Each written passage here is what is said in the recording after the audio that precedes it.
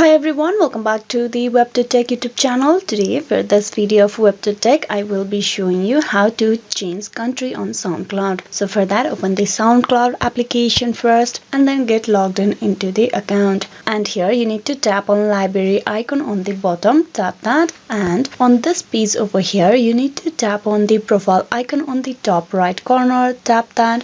With this, you will be directed to this page over here. On this page, you need to tap on the pin icon just beside your SoundCloud profile name. Tap that and it will direct you to this edit profile page. Here, you tap on the country where you will be able to change the country for your SoundCloud. So here are all the country options. Now you need to choose the country that you want to change it to. So from here, I'm just gonna tap on the very top one just for the tutorial. Now you need to save this option. Tap on save. With that, the changes will be made. So this is how you can change country on SoundCloud. Hope this video was useful. Please like and subscribe the WebToTech YouTube channel. Thank you.